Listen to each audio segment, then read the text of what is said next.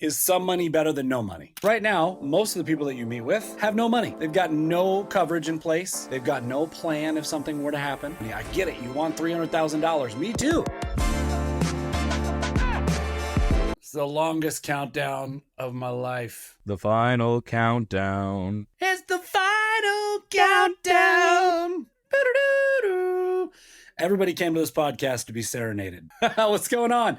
It is the How to Sell Insurance podcast, back at you with some new info. This is Ryan Federico joining you with Grant Lieber. We are fresh off 3-day water fast. Shout out Gary Brecka and what's it called? The Ultimate Human Protocol. Oh, we got our hydrogen water. Anybody? Shout out hydrogen water. H3O, as they call it, one extra hydrogen atom. We are not sponsored by Gary Brecka. Boy, are we open to it. Yeah, I would take $5 from Gary Brecka if he said, I want to sponsor your show. Anyway, we want to talk about a very specific topic. As soon as we brought it up, it was just like, that's a topic that people need to hear because it's a topic that I think every new agent that comes into this business struggles with. I know, I struggled with it. I hear it all the time from agents that we bring onto our team, is how to build value in a smaller policy.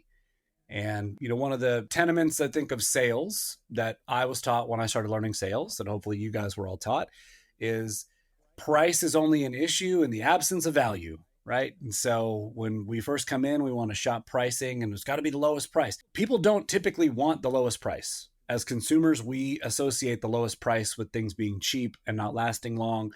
We want the best deal. We want the best value, right? We don't want to overpay for something, but typically we don't want the lowest price. So if you're out there shopping around the lowest price, a lot of times you're not building value. People are going to cancel the policies. And so, what happens when we run into somebody who's 82 years old and just got a 30-year mortgage and they've got COPD and they had cancer 3 years ago? And they've got a $450,000 mortgage, right? What do we do with that person? How do we build value in a smaller policy? Our company teaches something called the critical period concept, which, I'm gonna let Grant kind of dive into. But, in mortgage protection sales and working with homeowners, and I think in final expense sales and probably in a lot of life insurance sales, it's like the majority of the policies that we write are smaller policies that are meant to fulfill a specific purpose. So I don't know, man, like Grant, I don't know. Did you struggle with it when you first started? It was definitely something that had a learning curve. And when we think about like building value in smaller policies, I think about the two subsets of the clients that we might meet with. So number one, we've got those mortgage protection clients. These are people that are interested in paying off their home. And a lot of times they're coming in, hey, I just did take out a $300,000 mortgage. They're expecting a policy that may pay off that entire thing. So that's something that we have to navigate, because when we do have someone that has some age on them, or we do have someone that has some health conditions, we're not necessarily going to be able to put that policy in place for them. And then there's a second subset of clients that might just be more of like a final expense burial type policy. And that one's a little bit more straightforward. And so when I think about how we help people with that equity protection, or critical period as we call it, when we're meeting with a family and let's say that they've got that $300,000 mortgage, and for simple math, their mortgage is $2,000 per month. In the situation where that person passes away, if you really think about what's going to happen with the home, they're either going to be able to afford to stay in that house or they're going to have to sell it. It's one of those two. And so when we meet with someone that's paying that $2,000 a month mortgage, the conversation we can have with them is not necessarily trying to get a check to pay off your entire mortgage, but rather to allow the monthly payment to be made so that the family has the time to make a decision about what they're going to do. Because when you lose somebody, there's actually a lot of psychologists that say that you should not make any major financial decisions for upwards of 2 years after losing a close family member, because you're not necessarily in the right headspace to make that decision. I know one of my good friends and mentors, Carl, when his mother had passed away, it took them months for them to really be able to think about what they're going to do moving forward. And when their dad died, his mom took her 6 months just to be able to kind of leave the bedroom. Anyway, when we meet with these types of families, so often agents get so sucked up in this whole a $300,000 policy, either they don't qualify or it's going to cost them $1,000 a month on an insurance payment. And they just can't, make that connection. But when we say, hey, here's what we can do. Go ahead, Ed. I was just going to say, I want you to finish that thought, but I was going to say, how many times do you hear a new agent who's like, but they want $300,000, they're looking for $150,000. It's like, I'm sure they are.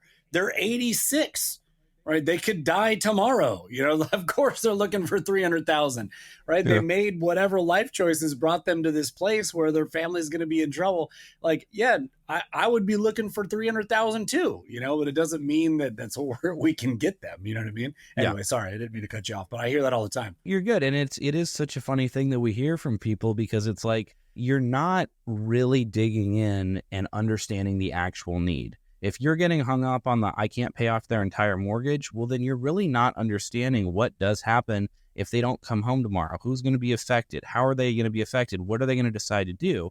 Because especially when you're talking to an older couple, you're talking to someone that is in their late 60s, 70s, or even in their early 80s, their kids are already out of the house. They're already doing their own thing. They already have their own family. So it's not like that home is necessarily going to be there for them. It's really just going to be if there is maybe a surviving spouse that's there, and that's what we'd have to navigate. So when we're meeting with them, we take that $2,000 a month mortgage, we multiply it by 6 months or 12 months or maybe upwards of 24 months, and we show them an option where if they pass away, it's going to give that beneficiary 6 months, 1 year, 2 years of time where that monthly mortgage payment, which for most people is by far and away their largest expense of the month, make sure that that is not an expense that you have. And the one way that we just explain it is I'd say, hey, Ryan, in terms of this mortgage, if you were to pass away, the bank is not going to go to your wife tomorrow and say, hey, we're so sorry that you lost him, but we're going to go ahead and need that $300,000 by next Friday, to go ahead and satisfy the mortgage. They don't say that, right?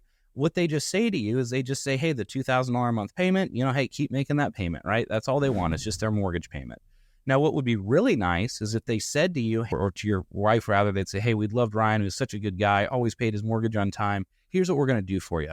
We're going to go ahead and waive your mortgage for 1 full year. We're going to give you a year of time where you don't have to make a payment. It's going to be taken care of by us, just to go ahead and do what you got to do, get your ducks in a row, grieve properly, make sure the family's okay. Now, wouldn't it be like super nice if they would say something like that to us? That'd be awesome. Yeah. And then the client says yes. And I go, but obviously they're never going to do that, right? And the client says no. And I go, well, that's what this coverage does. It gives you that peace of mind for that time frame to be able to make a transition into whatever you do want to do with the home. And before we'd even get into this conversation, I would ask them what the home is worth. So on that $300,000 home, it might be worth $500,000. Well, now they've got $200,000 of equity that we're looking to protect with this coverage. So a $24,000 whole life policy can protect $200,000 in equity. Man, I think there's so much that we can expand on this. And hopefully if you're a new agent, you're picking up on what Grant just said, because he's making a sales pitch about a smaller policy and a very reasonable example of why it has value. He's painting the picture and building value in what the policy does. He's not saying this is a $24,000 policy. He's saying this is a policy that covers you for 12 months, that pays your bills for 12 months and gives you the time and control. It's a big difference between having a policy and having a plan. And I think that's, I'd say 90% of the people that we meet with either have no plan or they have a bad plan. It's one of the two. Right? 10% of the people that we meet with have a great plan. They are chronic insurance buyers. They're set up and they will buy another policy because they just love buying insurance and they want to make double and triple sure. But most of the people that we meet with don't have any plan. And I would even say some of the times when I'm asking these people that I meet with, I'll ask Mrs. Smith, hey, if Mr. Smith dies, what are you going to do with this house? Are you even going to stay here? And she's like, no. I'm going to get out of here. I'm going to go live with my sister in Florida, or I'm going to move with my kids, in Texas or whatever. Or maybe it's just a single person and they're like, my kids are going to take this house. It's like, okay, how old are they? Oh, they're 48 and 56 and they have their own families and they live in different states. Okay, so why are we paying this mortgage off then? Your kids are just going to sell this house. Or why are we paying this mortgage? Your wife's just going to sell this house and move to Florida. All we need to do is just get you enough money to clear all your stuff out of this house, put a coat of paint on it, get it up on the market, make the mortgage payment for a few months while it sells, and then get the proceeds from the house so that you can live on the rest of your life in Florida, or so that your kids can sell the house and they have a little bit of transition time to sort through your things and who gets what and who gets the grandfather clock and all that stuff. So if we're painting a picture of what this policy can do for you, the general summary of what we're asking somebody is some money better than no money? Because right now, most of the people that you meet with have no money. They've got no coverage in place. They've got no plan if something were to happen. And is some money better than no money? I get it. You want $300,000. Me too. I'd love, $300,000 if I was 75 years old. And so this is where I give a real example and I tell them, and this is true. I share the story. You guys are free to steal this and share it on your own. Maybe you have a different item that you can place in this. But here's the truth. I want a Ferrari. Okay, I know exactly the Ferrari that I want. I've already designed it. I know the color of the seat belts. I know the color of the brake calipers, right? I'm in love with this particular Ferrari. This particular Ferrari is almost $500,000. And guess who doesn't have $500,000 to spend on a car right now? This guy, right? Who's got two thumbs and can't spend $500K on a Ferrari? Ryan Federico. But because I can't afford a Ferrari, does that mean that I shouldn't have a car at all? I don't need a car to go pick up my kids and get groceries and drive around town because it's either a Ferrari or nothing, right? So they can want a $300,000 policy until, they die, basically. But just because they can't afford a $300,000 policy, does that mean that they shouldn't have any coverage at all? They should just have zero, and we can't improve their position even a little bit? And so I use that example to people, and they tend to get it. Now, you might say, I want to live in Barbados. I don't know. You want a mansion, or I don't know, whatever it is for you. For me, it's a Ferrari. That's real. And it's like, well, I still need a car. I still need something that can produce these results in my life or can protect me from something that might happen and give me a good plan. So the other, I guess, great example that I would make, and I would encourage all of you to definitely steal this one. I ask the clients directly, hey, have you guys ever seen a GoFundMe before? One of those things that comes across like your social media, somebody trying to raise money because something happened unexpected. Usually unequivocally, they're all like, yeah, I've definitely seen that. If they say no, ask them if they've ever seen like a bake sale or a car wash for somebody who died or just like somebody raising money for somebody who passed away. Have you ever seen a GoFundMe before? Oh, yeah, I see those all the time. Okay, got it.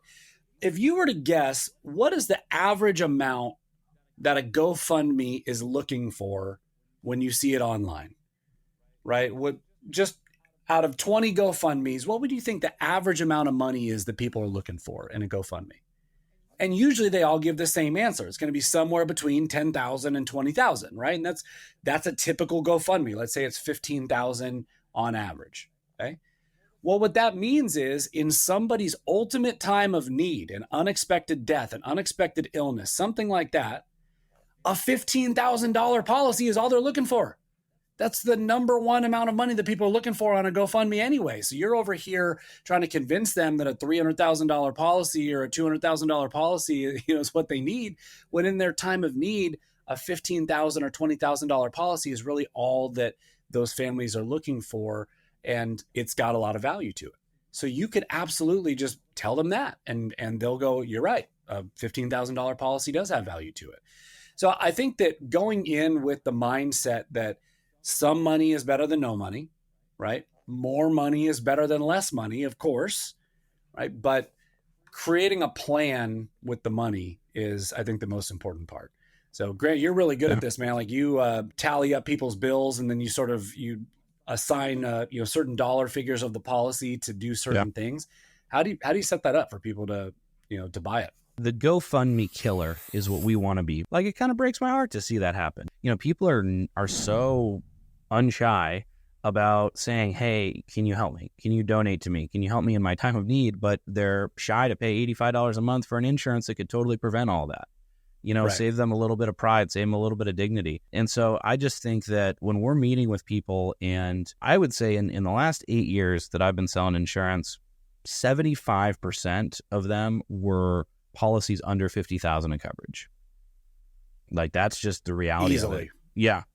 So when so many people come in and they feel like, oh, this client made this request for $250,000, they want $500,000, they want $1 million, they're 70 years old, they got COPD. It's like, okay, well, don't feel like that's over with. There's obviously a need there. These people are not in strong financial positions. The clients that we generally are meeting with are middle America and lower middle America. And so when I look at meeting with a family and trying to really uncover their need, it always starts by asking these particular questions. What are you looking into coverage for? And generally speaking, if it's not a mortgage protection client where I know that they are looking to protect a home specifically, at first I tell them, I say there's 3 reasons that people generally look into insurance. First thing is going to be income replacement. If someone were to pass away, the family that may be relying on that income, they want to make sure that continues to come in, and they may use insurance to supplement that. For example, someone who makes $50,000 a year, maybe if we wanted to supplement their income for 3 years, we get them a $150,000 policy. Pretty straightforward. The second reason might be debt elimination. People may have mortgages, credit cards, car loans, personal loans, other debts that could potentially fall on the family if they were to pass away, and they want to make sure that their family isn't saddled with any of those debt in their passing. And then the last thing, which is really what most people are looking for. So the third thing is that burial, that final expense coverage, to make sure if anything should happen to you, that you knew no matter what, that they can really think of your legacy as someone who left them in a good spot and didn't leave them with a big bill to pay to a funeral home. So, Ryan, in your situation, would you say you're looking for coverage more on the debt elimination side, the income replacement, or that final expense burial? Yeah. I just want everybody to notice like what Grant is doing effortlessly because he's got 8 years of experience. And maybe you aren't going to be as effortless at this unless you practice and you do this over and over and over again, right? But he's painting a picture of something that is a reality that people know is reasonable. They understand that this does happen. And he's assuming that they don't want to be in that position. A lot of people want this because they don't want to have to start a GoFundMe and beg for money when they die, and be a burden on people. And he's throwing it out there to have them go, yeah, that's exactly what I want. That right there. I don't want to be a burden on somebody. And okay, great. Well, we can help you take care of that. And then just picking it up and walking it to the finish line. That's awesome, man. Sorry, I didn't mean to cut you off. Go for it. No, you're good. And I think when we can really be a master presenter, then you're going to be able to go through these questions with every single client, and you're going to find that there is a consistent thing that you hear back. Most people say to me, oh, I just wanted the final expense. Some people say I want all of them. And I'm like, okay, well, if you want all of them, can you just help me define what that means? And I think that's really that's where I feel that I've been able to help the largest percentage of families. It's just because I don't let them cut me short and then ask for quotes. Yeah. And I'm thorough even in a 10 or 15 minute conversation. It's not like I'm spending an hour and a half on the phone with them before I get to pricing. I'm just asking these questions that to me seem logical. If I was a trusted advisor, if I was really trying to look at their financial picture and say, what do we need to protect here? And then I ask them what it would look like to protect it. What does it look like now with it not protected? And so anyway, with a lot of these families, they might say to me, you know what, I wanted to cover all 3. I want to cover my income if I pass away. We do have some debt. We do, want to make sure the burial's covered. And if I'm talking to someone who's 75 years old, what I generally will say to them is, would you agree that at the bare bones minimum, we want to make sure that at least that burial and final expense is covered? And people are like, yeah, let's at least make sure we get that done. And so I take someone who went into this conversation thinking, I need $500,000 of coverage, and they're leaving happy as can be with a $25,000 whole life because they know the purpose behind the plan. And if they know the purpose behind the plan, it gives them the ability to understand how it's going to serve them and their family. Yeah, and they have peace of mind. That's what they were looking for to begin with. It's the fear of the unknown. What's going to happen if I die? What's going to happen if I'm injured? What's going to happen if I go into a nursing home, right? It's that fear of the unknown. And now that there's a plan, they don't have as much fear of the unknown. And so I think a lot of people are just buying the plan that you're putting together. They're not buying a $24,000 policy. They're buying what that policy is going to do for them, and that when they die, their spouse or their children are going to have some options. I think my last thought on this, Grant, is it is not your fault that they waited until they were 78 years old with multiple health illnesses to get a $400,000 mortgage, right? Or to be in whatever financial position that they're in. You, as the agent, have not been sitting next to them their entire life making these financial decisions for them. You didn't tell them to get this mortgage. You didn't shop around. You didn't tell them, hey, don't forget, you're going to want to have mortgage protection on this so that if you die, it's paid off for your spouse, and consider how much that's going to cost in the scheme of your monthly payment. You weren't making those financial decisions for them, right? So it's also not your responsibility to compensate for their lack of planning. it's just your responsibility to create a plan with them that puts them in a better position than they were when you found them, that gets them one step closer to their goal. Sometimes we can do the whole thing. We can give them full mortgage payoff. We can give them full debt elimination. We can full whatever they're looking for, whether it's life insurance or mortgage protection or living benefits or an IUL, whatever. Sometimes we can do the whole thing. But in the situations that we can't, usually the reason why we can't is not your fault, right? And all that we can do is provide them with a solution that helps them get to a better place than they were when we found them. And as long as you do that, more often than not, clients are going to love you. You're going to get referrals. You're going to get repeat business because they know that you're there to help them and you're not just there to sell them something. So What's your final thoughts, Grant? My final thought on this is this could potentially be the only good financial decision they made in their entire life. A lot of times when we help people with this insurance plan, this is the first time they've really made a thought out, educated, smart financial decision. And so you just got to be confident in that you're the trusted advisor. You're 100% right. We didn't put them in that situation, but we're here to do what we can to dig them out if something bad should happen. So we wish you all the success as you are meeting with people. You're building value in some of these smaller policies. Don't be afraid. I have sold many policies that are as little as a $2,000 or $3,000 or even a $4,000 face amount. And the family was really ecstatic to have gotten that coverage because they understood what that purpose behind the plan was. So with that, everybody, don't be scared about whole life, final expense, little policies. Everybody really does need them. Heck yeah. We'll see you later, everybody. Peace.